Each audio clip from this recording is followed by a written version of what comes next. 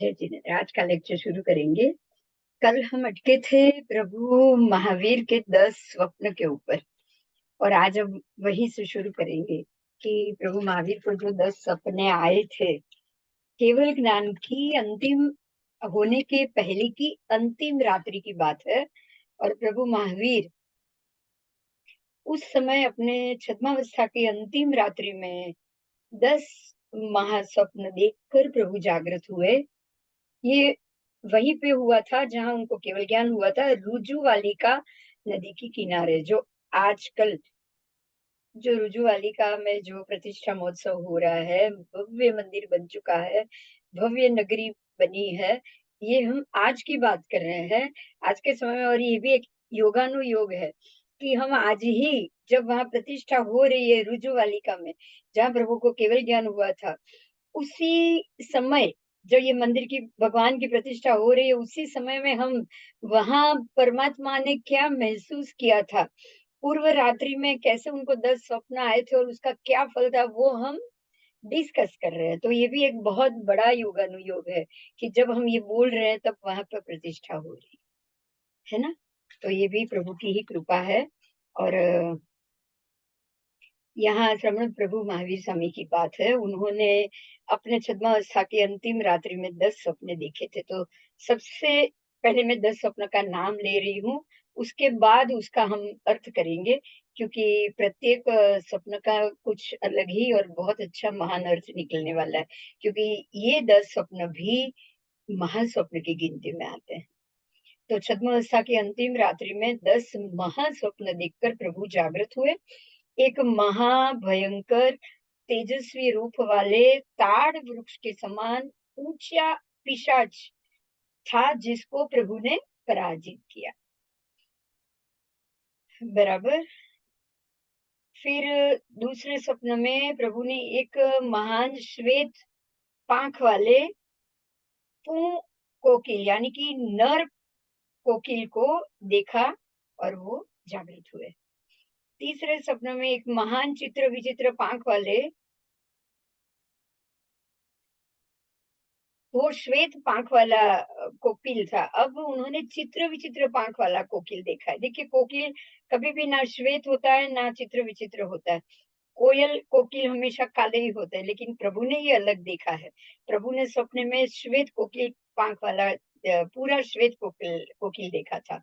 और अब दूसरा जो कोकिल उन्होंने दूसरा स्वप्न देखा है, वो रंग बिरंगी कोकिल था।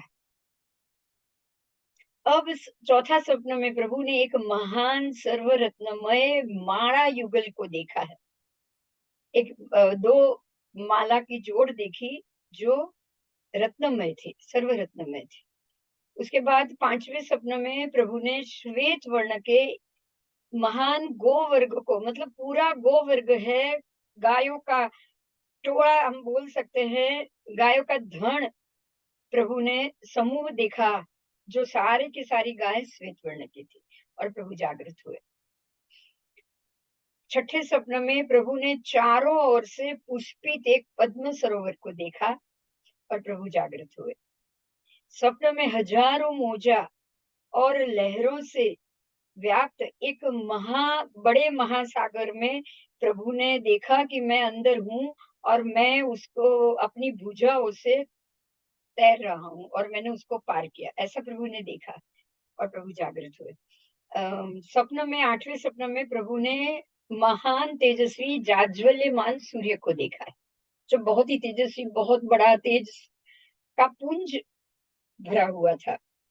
फिर नौवें स्वप्न में प्रभु ने महान मानुषोत्तर पर्वत को नील वैडूर्य मणि के समान, जैसे कि एक वैडूर्य मणि लेकर आप उसको अपने आंतरडे से, पेट के आंतरडे से उसको चारों तरफ से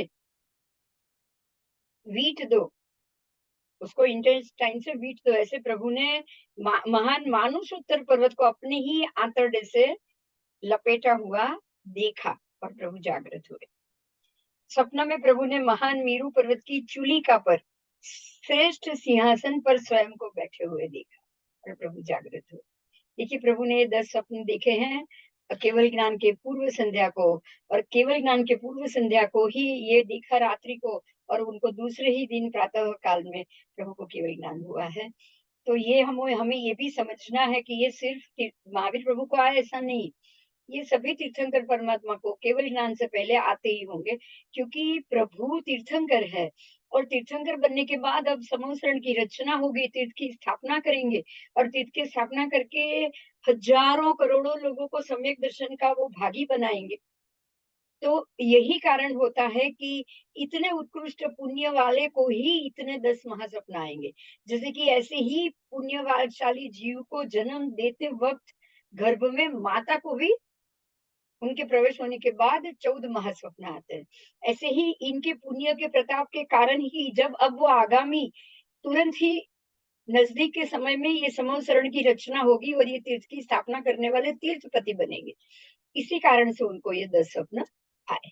तो ये महास्वप्न 10 है जो होने वाले सभी तीर्थंकर खुद केवल ज्ञान से पहले जरूर देखकर जागृत होते हैं।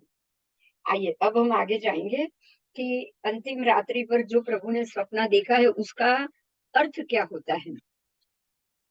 छद्मस अवस्था की अंतिम रात्रि में जो सपना देखा, उसके पछी बाद के दिन में ही प्रभु छद्मस्थावस्था में से निवृत्त हो गए और केवल ज्ञानी हुए थे।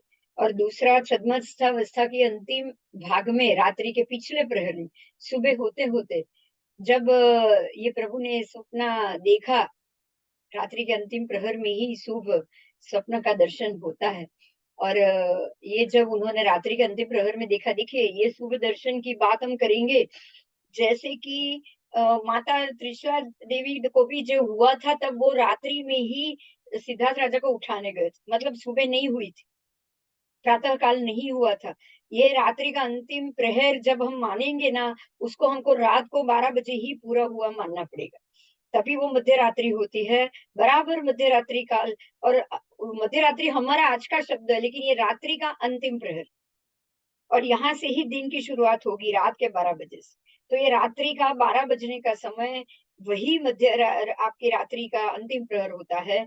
और ये रात्रि का अंतिम प्रहर, उसी समय ये शुभ सपना आते हैं, और ये शुभ सपना आकर ही व्यक्ति जागृत हो जाता है। और इसीलिए कहा गया है कि जागृत होने के बाद बाकी का सारा समय उनको साधना में और उसी में बिताना चाहिए। त्रिशला माता ने भी वही किया, रात्रि के समय उठकर वो बिल्कुल मंजुल गति से सिद्धार्थ राजा के कमरे में गए थे, उनको ये सपने उन्होंने बताए थे, उनको उठाया था, बताए थे, नींद में से उठाया था और बताए थे। उसके बाद राजा ने भी कहा था, दोनों ने बैठ के बहुत अच्छी तरह से रात्रि जागरण किया था। और दोनों ने सुबह होते ही सेवकों को बुलाकर राजा ने नगर में इसका उत्सव करने के लिए, निमित्तकों को बुलाने के लिए कहा था। तो ये रात्रि का अंतिम प्रहर रात्रि के 12 बजे के आसपास ही होगा। प्रभु भी उसी समय जागे हैं और प्रभु ने भी उसी समय सपने देखे हैं। आइए, तो रात्रि के अंतिम प्रहर में, छद्मस्त काल की अंतिम रात्रि के अंतिम प्रहर में प्रभु ने 10 शुभ स्वप्न देखे और प्रभु जागृत हुए। पहला स्वप्न था कि बहुत ही बड़ा तेजस्वी रूप वाला ताड़ वृक्ष की तरह ऊंचा ऐसा पिशाच है, बहुत ऊंचा पिशाच उनके सामने आया है और उन्होंने उसको पराजित किया, बराबर उससे लड़ाई की और उसको पराजित किया। मतलब ये हो गया कि जो इतना ऊंचा ताड़ जैसा पिशाच, पिशाच के रूप में प्रभु इतने बड़े, जो उनको एक कोड़ा कोड़ी सागरोपम का मोहनीय कर्म का उदय हुआ था, जब अंतिम उनके जो भव गिनती हुई, उसके बाद तीसरे भव में उनका मोहनीय कर्म का उनको बंद वापस आ गया था, और वो एक कोड़ा कोड़ी सागरोपम का था मरीचि के भव में। और वो एक कोड़ा कोड़ी सागरोपम जितना बड़ा समय, बड़ा ऊंचा, बड़ा बड़ा बड़ा समय पास करके अब वो केवल ज्ञान को प्राप्त करेंगे। इसीलिए ऐसे बड़े पिशाच को मोहनीय कर्म का नाम दिया है। तो प्रभु ऐसे मोहनीय कर्म को समूल रूप से अब नष्ट करेंगे, क्योंकि अब उन्होंने ये पिताल पिशाच को हराया। मतलब अब प्रभु नजीक के समय में ही ताल पिशाच रूप मोहनीय कर्म को समूल नष्ट करेंगे। दूसरा सपना था कि प्रभु ने एक महान श्वेत पांख वाले पू कोकिल को देखा। तो इसका फल ये है कि पू कोकिल श्वेत रंग और कोकिल की बात है, तो यहाँ प्रभु को अब शुक्ल ध्यान प्राप्त कर प्राप्त करके अब प्रभु शुक्ल लिशा को प्राप्त करें। उन्होंने श्वेत कोकिल को देखा है, तो अब प्रभु केवल ज्ञान जो बिल्कुल शुद्ध होता है, ऐसा प्रभु केवल ज्ञान प्राप्त करें। तीसरे स्वप्न में प्रभु महावीर स्वामी ने एक चित्र विचित्र पांख वाले लेकिन पू कोकिल को देखा। तो इसका अर्थ ये हुआ कि प्रभु विचित्र चित्र विचित्र यानी कि स्व समय और पर समय उसके विविध विचार युक्त द्वादशांगी गणि पिटक का कथन करेंगे। चित्र विचित्र है मतलब उसमें सब चीज आ जाएगी। गणि पिटक में द्वादशांगी में सब चीज आ जाएगी। स्व समय भी आ जाएगा, पर समय भी आ जाएगा, भूतकाल भी आ जाएगा, भविष्य काल भी आ जाएगा, वर्तमान काल भी आ जाएगा। तीनों लोक के सर्व समय का वो कथन करेंगे और वो होगी द्वादशांगी की रचना। गणि पिटक द्वादशांगी का प्रभु कथन करेंगे, द्वित्रिपदी देंगे। तो ये था वो उनको सपने में आया कि उन्होंने चित्र विचित्र कोकिल का के भी दर्शन किए। तो यहाँ चित्र विचित्र में 12 अंग की बात की है। आचारांग, सूर्यगणांग, भगवती सूत्र, दृष्टिवाद, इस प्रकार से उन्होंने 12 अंग की बात की है कि प्रभु 12 अंग के ज्ञाता होंगे। तो इसमें भी चित्र विचित्र आ गया, प्रत्येक अंग में अलग अलग अलग अलग विगत आ गई। तो इसीलिए इसका नाम है चित्र विचित्र कोकिल के दर्शन प्रभु ने कराए। चौथे स्वप्न में प्रभु महावीर स्वामी ने एक महान रत्नमय माला, रत्न की बनी हुई माला युगल को देखा है। 2 माला जो रत्न से बनी हुई है। तो इसका फल कथन ये होता है कि अब प्रभु युगल माला युगल की तरह 2 प्रकार के धर्म को बताएंगे। माला युगल है, एक जैसी ही है, तो प्रभु धर्म भी 2 प्रकार के बताएंगे। जो रास्ता एक ही बताएगा मोक्ष का, धर्म 2 प्रकार का है लेकिन रास्ता तो एक ही है मोक्ष का। अगर सर्ववृत्ति का धर्म पहला, दूसरा श्रावक धर्म। अगर आप सर्ववृत्ति का पालन नहीं कर सकते तो आप श्रावक धर्म में आओ, बाद में धीरे धीरे भवांतर में आप सर्ववृत्ति प्राप्त कर पाओगे। इसीलिए प्रभु ने 2 प्रकार के धर्म की प्ररूपणा की, बराबर। और वो था एक आगार धर्म, एक अणगार धर्म। आगार धर्म होता है श्रावकों का, श्रावक श्राविकाओं का धर्म, संसारी का धर्म। और अणगार धर्म होता है दीक्षित पंच महाव्रती ऐसे साधु साध्वी का धर्म। आगार धर्म अणुव्रत वाले का है, देशवृत्ति धर्म। आप इसके दूसरा 2 नाम भी दे सकते हैं। आगार धर्म का मतलब है देशवृत्ति धर्म और अणगार धर्म का मतलब है सर्ववृत्ति का धर्म। ऐसे प्रभु 2 धर्म की प्ररूपणा करेंगे, स्थापना करेंगे। उसके बाद छठा सपना आया था कि प्रभु ने एक पुष्पित होते हुए पद्म सरोवर देखा। इससे पहले 5वें स्वप्न में प्रभु ने श्वेत वर्ण के एक महान गौ वर्ग को देखा, गौ वर्ग का समूह देखा। तो इसका ये फल है कि अब प्रभु 4 प्रकार के संघ की स्थापना करेंगे। 4 प्रकार के महान गो वर्ग यहाँ उत्पन्न होगा। एक होगा श्राविका का वर्ग, एक होगा श्रावक का वर्ग, एक होगा साधु का वर्ग, श्रमण साधु का वर्ग, और एक श्रमणी साधु वर्ग। तो 36 सहस्र साध्वी, तो 36,000 साध्वी थी प्रभु की। तो आप समझ सकते हैं कि ये गौवर्ग ही हुआ है ना। और वो भी सारे श्वेत वस्त्रधारी, साधु और साध्वी तो श्वेत वस्त्रधारी ही है। तो पूरा गौ वर्ग ही कहा जाएगा कि साध्वी जी का, साधु का, श्रावक श्राविका का भी तो है ही अपने अपने हिसाब से। तो इस प्रकार से प्रभु ने जो 5वां स्वप्न देखा महान गौ वर्ग और उसको जागृत हुए, तो प्रभु ने 4 प्रकार के संघ स्थापित किया, साधु, साध्वी, श्रावक और श्राविका। छठे स्वप्न में प्रभु महावीर स्वामी ने एक पुष्पित हुआ विशाल पद्म सरोवर देखा। एक पद्म सरोवर है जो कमलों से पुष्पित हुआ है। तो इसका फल ये हुआ कि प्रभु महावीर ने भवनवासी, वाणव्यंतर, ज्योतिषी और वैमानिक, इस प्रकार से चारों प्रकार के देव का कथन किया। बराबर है। पुष्पित होते हुए विशाल पद्म सरोवर है, तो प्रभु ने उस चारों प्रकार के देवताओं के जो भी वर्ग है उसकी हमको रचना बताई कि किस प्रकार से देवलोक में देव किस प्रकार से जाते हैं, आते हैं, उसकी आयु कैसे बांधते हैं, कैसे पुण्य कर्म बढ़ाना चाहिए, कैसे पुण्य कर्म के बंध से जीव देव बनता है। तो ये सबकी प्ररूपणा प्रभु ने बताई, उन्होंने कथन किया। फिर 7वें स्वप्न में प्रभु महावीर स्वामी ने हजारों मोजा और लहरों से व्याप्त ऐसे एक महासागर को अपनी भुजाओं से तैरते हुए पार करते हुए देखा। तो इसका ये फल है कि प्रभु ने अनादि अनंत ऐसे संसार रूपी चार गति रूप संसार कांतार, यानी कि जो चार गति रूप भव सागर है, आप इसको भव सागर ही कहेंगे। हम बोलते हैं कि भव सागर में नैया आई, आ गए हम, नैया बनकर हम आ गए, खेवैया प्रभु है जो हमको यहाँ से पार लगाएंगे। तो ऐसे भव सागर को प्रभु ने अपनी भुजा से तैरकर पार किया, यानी प्रभु अब ये भव सागर को पार कर चुके हैं, अब वो मोक्ष जाएंगे, मोक्षगामी बनेंगे। तो प्रभु ने अपनी भुजाओं से ये महान सागर, संसार सागर को पार कर लिया, ये भव सागर को पार कर लिया। 8वें स्वप्न में प्रभु ने देखा कि एक जाज्वल्यमान, एक महान सूर्य, बहुत बड़ा सूर्य, बहुत बड़ा प्रकाशित तेजोमय सूर्य उन्होंने देखा।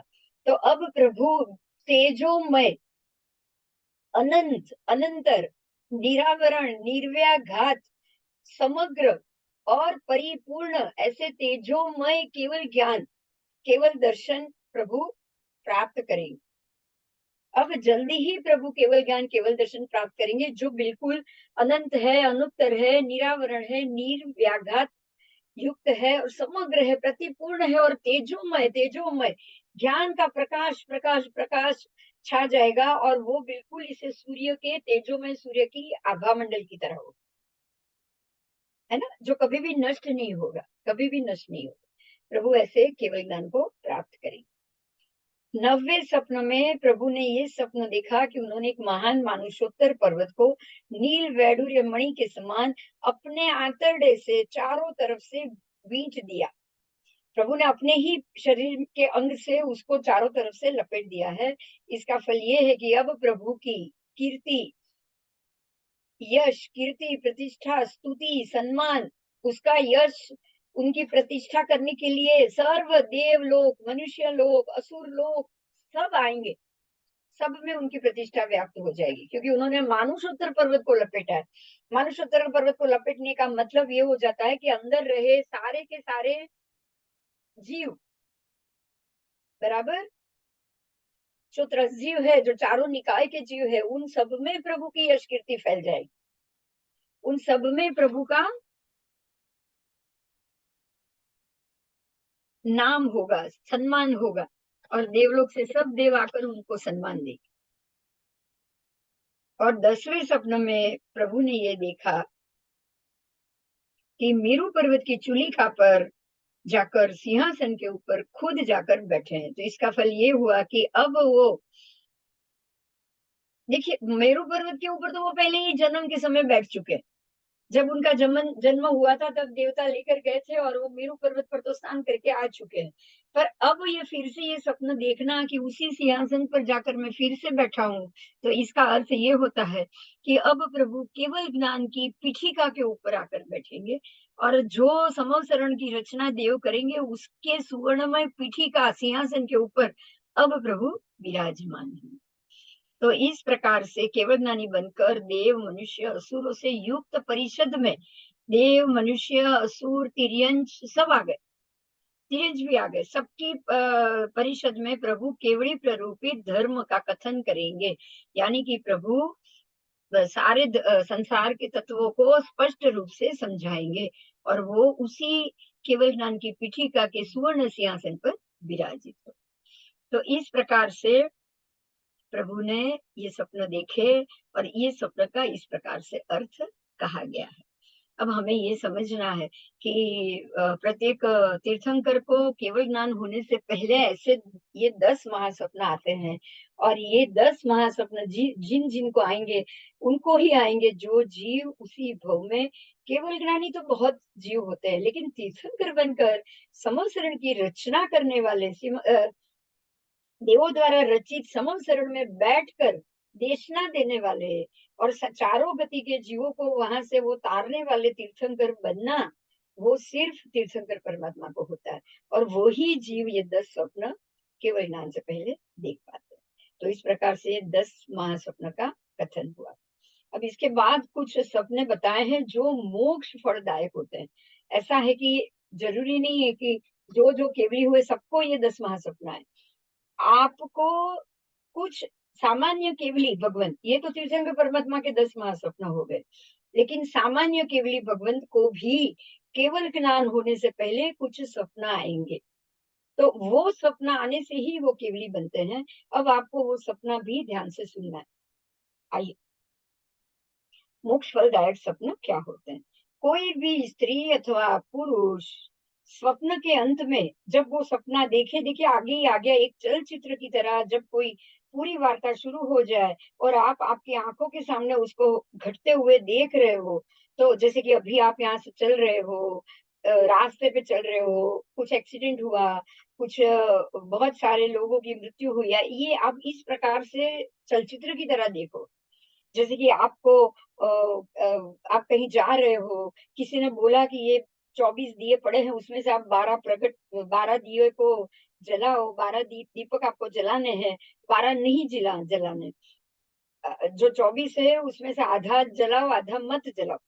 अगर आपको कोई ऐसा बोले और आप उसमें से 12 ही दीपक प्रगटाओ और 12 ना प्रगटाओ, और बिल्कुल तेज की तरह प्रकाश जगमगा उठे, और ये सब चीज आप पूरे चलचित्र की तरह अपने साथ होते हुए देखो, तब आपको समझना है कि ये कोई ना कोई बड़ी सी पुण्यशाली घटना के सूचक है, जो अब आपके साथ होने वाला है। बराबर, तो ये आपके साथ होने वाले पुण्यशाली घटना होगी तो उस प्रकार से का सूचन होगा, आपके साथ होने वाली कोई अशुभ घटना होगी तो भी वो उस प्रकार से सूचन होगी। तो अब यहाँ मोक्ष फलदायक क्या क्या स्वप्न होते हैं ये बताते हैं, उनको भी आप सुनिए।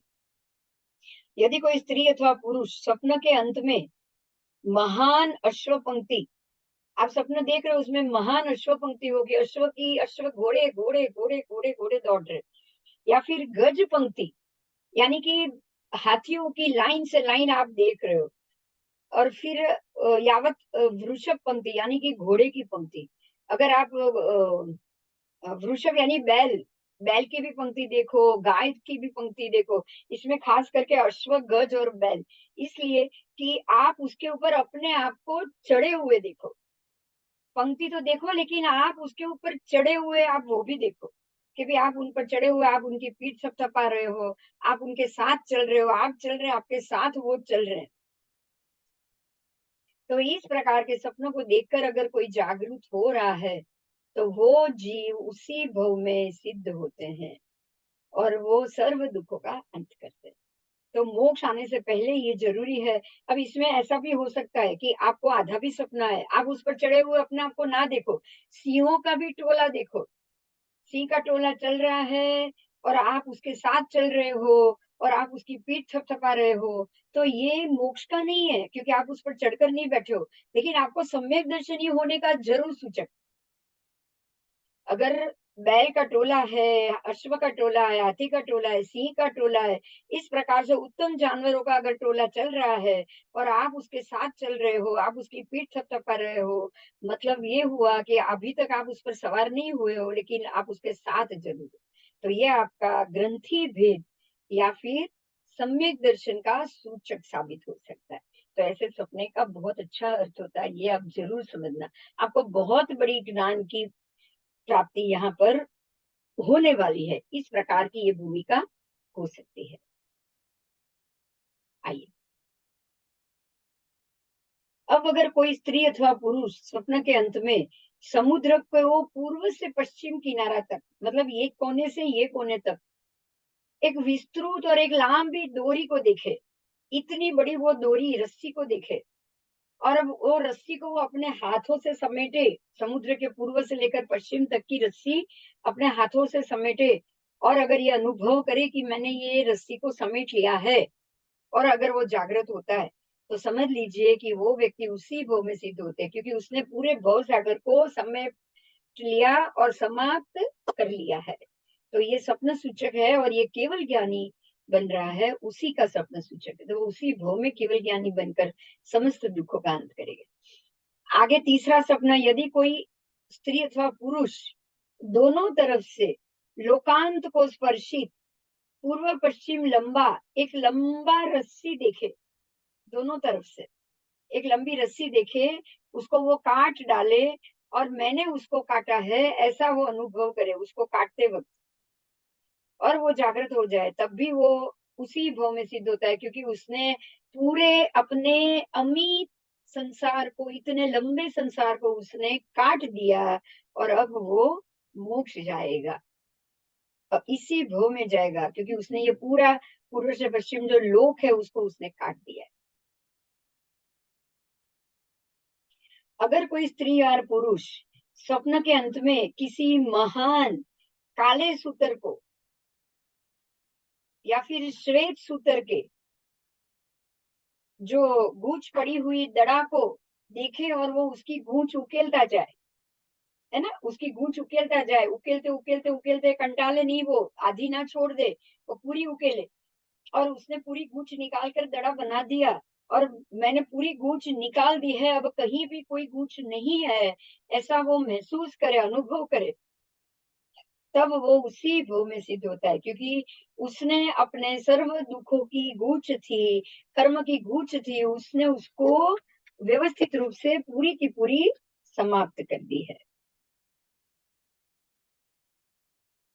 आइए, अगर कोई स्त्री अथवा पुरुष स्वप्न के अंत में एक महान लोखंड का ढग देखे, बड़ा सा, और तांबा का भी ढग देखे, कथीर का भी ढग देखे, शीशा जो धातु है उसका भी ढग देखे, और उसके ऊपर चढ़े, वो सबके ऊपर चढ़े, तांबा का ढग देखे उसके ऊपर चढ़े, लोहे का देखे उसके ऊपर चढ़े, कथीर का देखे उसके ऊपर चढ़ा हुआ हो, शीशा का देखे उसके ऊपर चढ़ा हुआ, और चढ़कर वो खुद अपने आप को उस पर चढ़ा हुआ अनुभव करे, और शीघ्र जागृत हो जाए, तो वो उसी भव में सिद्ध होता है। देखिए, सिद्ध होने वाले को कोई भी ढग पर चढ़ रहे, और परमात्मा बनने वाला जीव अपने आप को मेरू पर्वत पर चढ़कर सिंहासन पर बैठा हुआ समझ रहा है ना, ये फर्क है, ये बहुत बड़ा फर्क, बराबर। तो इस प्रकार से आपको समझना है कि ये दोनों में कहाँ और क्या फर्क आ रहा है।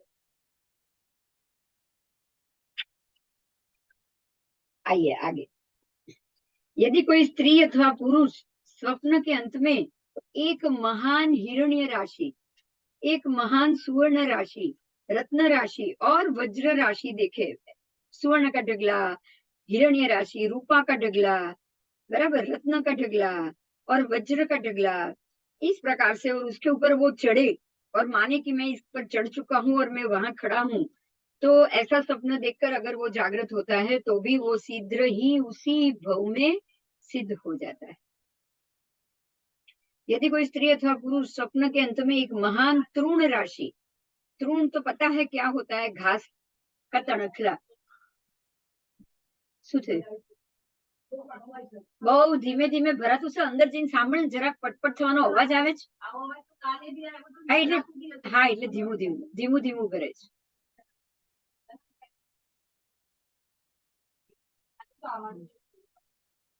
અત્યારે આવે છે, હા બસ, તો ધીમે ધીમે ભરાશે, થોડી વાર એને પાછું સાંભળજો, થોડી વાર એને અંદર રૂમ બાથરૂમ બંધ કરીને સાંભળજો, બસ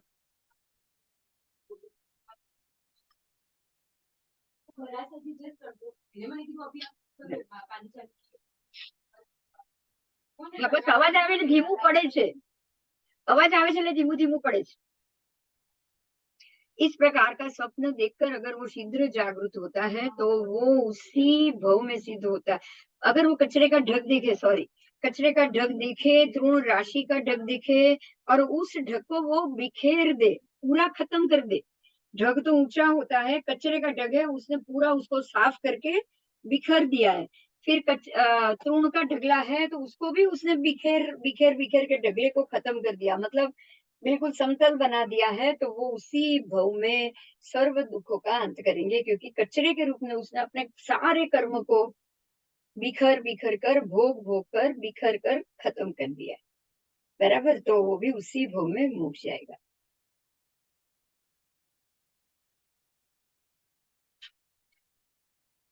यदि कोई स्त्री या पुरुष स्वप्न के अंत में एक महान सर स्तंभ या वीरण स्तंभ या वांस के मूल का स्तंभ या वल्ली मूल वेल के मूल का स्तंभ, उसके स्तंभ को वो देखे और उसको जड़मूल से उखाड़ कर फेंक दे, वो बड़ा स्तंभ देखे और उसको जड़मूल से उखाड़ कर फेंक दे, और मैंने इसको फेंका, उखाड़ा और फेंका है, उसको वो महसूस कर अनुभव है, तो वो ऐसे सपना देखकर जागृत होने के बाद उसी भव में सिद्ध होता है। वो अपने कर्म के संसार के मूल को, बार बार संसार में आने का जो मूल है उसी को वो उखेड़ कर फेंक देगा, यानी कि वो केवली बन जाएगा उसी भव में। यदि कोई स्त्री और पुरुष क्षीर कुंभ, दही का कुंभ, घी का कुंभ और मध का कुंभ देखे, और अभी भी है, और मध का कुंभ देखे और उसको मैंने उठाया है, ऐसा महसूस करे, तो ऐसे स्वप्न देखने के बाद वो शीघ्र जागृत हो जाए अगर, तो वो उसी भव में मोक्ष जाएगा। बराबर, महान क्षीर कुंभ, दही का कुंभ, घी का कुंभ और मध का कुंभ अगर उसने उठाया है ऐसा माने, तो वो उसी भव में मोक्ष जाएगा। कोई स्त्री अथवा पुरुष स्वप्न के अंत में अगर उसने कोई मदिरा का बड़ा कुंभ, सौवीर कांजी का कुंभ, तेल का कुंभ, चर्बी का कुंभ देखे और वो उसको फोड़ दे, देखिए ये कुंभ उठाना नहीं है, चर्बी का हो, मदिरा हो, मांस, मदिरा, कांजी, तेल, चर्बी, ये सबको फोड़ देना है, खत्म करना है। अगर उसको फोड़ा हुआ वो माने और उसको फोड़ कर खत्म करके मैंने इसको तोड़ दिया है ऐसा वो अनुभव करे, तब वो ऐसा स्वप्न देखकर जागृत होने वाला जीव उसी भव में मोक्ष जाता है। यदि कोई स्त्री और पुरुष स्वप्न के अंत में महान पुष्पित होते हुए पुष्प सरोवर देखे, अगर वो पुष्प सरोवर देखे, तो वो उसमें अगर वो प्रवेश करे और मैंने उसमें प्रवेश किया है ऐसा वो अनुभव करे, इस प्रकार का स्वप्न देखकर वो शीघ्र जागृत हो जाए, तो उस व्यक्ति उसी भव में सिद्ध होता है। तो पद्म सरोवर में प्रवेश हुआ भी अपने आप को सिद्ध गति में मोक्ष मार्ग में प्रवेश चुका है, ऐसा जरूर महसूस करता है। बराबर। अच्छा, अब यहाँ एक मुद्दा वो ही मैंने वापस लेना है जो मैंने पहले आपको बताया कि वो घी और कुंभ और ये सब की जो बात आई थी, उसी को हम वापस एक बार लेते हैं। देखिए, दूध, दही, घी और मध, ये चारों को शुभ माना, उसका उठाना, उसको लाना, उसको भरना, उसको लेकर घूमना, वो शुभ माना गया। तो दूध, दही, घी, मध तो हम यूज नहीं करते हैं, लेकिन दूध, दही, घी का उपयोग हम करते हैं। अगर ये तीन चीज कहीं आपके अच्छे दिन या अच्छे शुकन कराना है, तो ये तीनों चीज का अच्छा सा अच्छा शुकन होता है। उसको गिराना नहीं है, उसको गिरा हुआ सपना नहीं देखना। अगर सपना छोड़ो, अपने हाथ से भी अगर गिर जाता है, तो अगर ये गिर जाता है दही या और ये सब, तो उसको हमको जरूर अशुभ मानना है। यहाँ ये चीज से आपको शुभ अशुभ भी मालूम पड़ जाएगा। बराबर, ये भी एक प्रकार का शुकन होता है।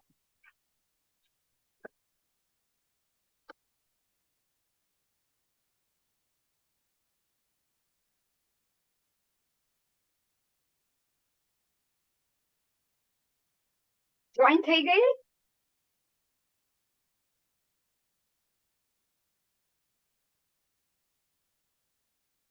तो दही, हाँ, दही, दूध, घी, ये, हाँ हाँ, ये तीनों चीज अगर गिर भी जाती है और उभर भी जाती है, जैसे दूध उभर जाए, छाछ छलक जाए, घी छलक जाए, तो इसको हमेशा शुभ ही मान। जो दही, दूध, घी की बात है, अगर ये मध हम चारों को समझेंगे, अगर जब ये छलक जाता है, उभर जाता है, हमेशा उसको सुकन मानना है।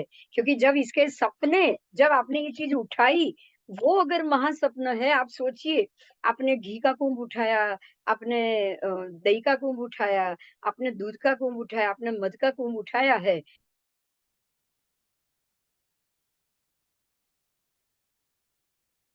जब आप इसको अपने आप के साथ उठाया हुआ मानते हो, तो उसी भव में केवली बनते हो आप।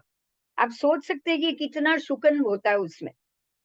ये ये इतना शक्तिशाली है, घी का गिरना, दूध का गिरना या फिर दही का गिरना या मध का छलकना, ये सबका छलकना इतना सुकन वाला है कि इसका सपना देखने वाले को भी उसी भव में केवल ज्ञान होता है।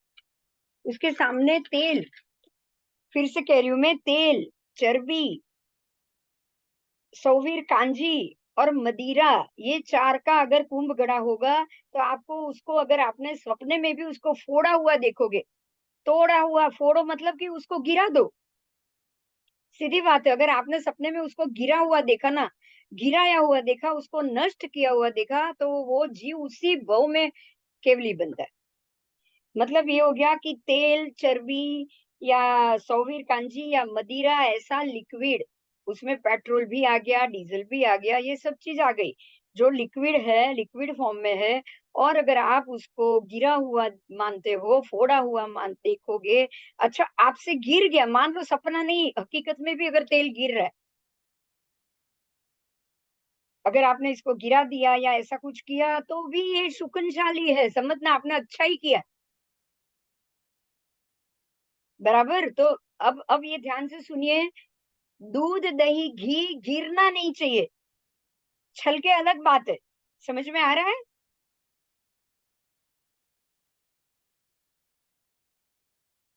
वो छलक जाए अलग बात है, लेकिन अगर आपसे गिर जाए ना, वो घड़ा भरा हुआ रहना चाहिए। वो गिर जाए तो वो अच्छा नहीं माना गया है, लेकिन छलक जाए, आप उसको उठा के कुंभ घड़ा भर के रखो, भरे हुए गाढ़वे अच्छे लगते हैं बस। घी, मध, दूध, दही के, और तेल, फिर जो चर्बी या फिर सौवीर कांजी या फिर मदिरा, ये सब गिरा हुआ, इसके कुंभ भरे हुए नहीं चाहिए, वो गिरा हुआ ही अच्छा है। तो अब आगे जाएंगे।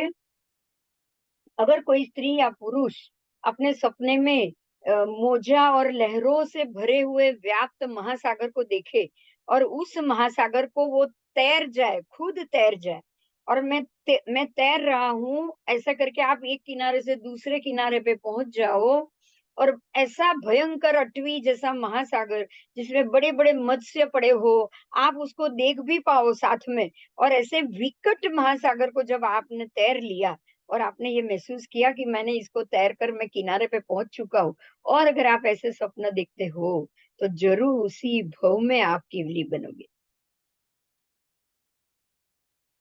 आप सिद्ध होंगे, दुखों का अंत करोगे। अगर कोई स्त्री या पुरुष स्वप्न के अंत में रत्नमय भवन को देखे, बराबर, किसी रत्न का भवन देखे, और उसने उसी में प्रवेश किया है, और मैंने उसमें प्रवेश कर लिया है, मैं ये भवन में वास कर रहा हूँ, इस प्रकार का अगर वो अनुभव करे, तब वो व्यक्ति भी इसी उसी भव में सिद्ध होती है, बराबर, और वो सिद्ध गति ईशद प्रागब्रह्म पृथ्वी में प्रवेश कर जाती है। यदि कोई स्त्री और पुरुष स्वप्न के अंत में एक महान रत्नमय भव्य विमान को देखे, और वो उस पर चढ़े या मैं उस पर चढ़ चुका हूं ऐसा अनुभव करे, तो ऐसे और वो जागृत हो जाए, तो वो उसी भव में सिद्ध होता है।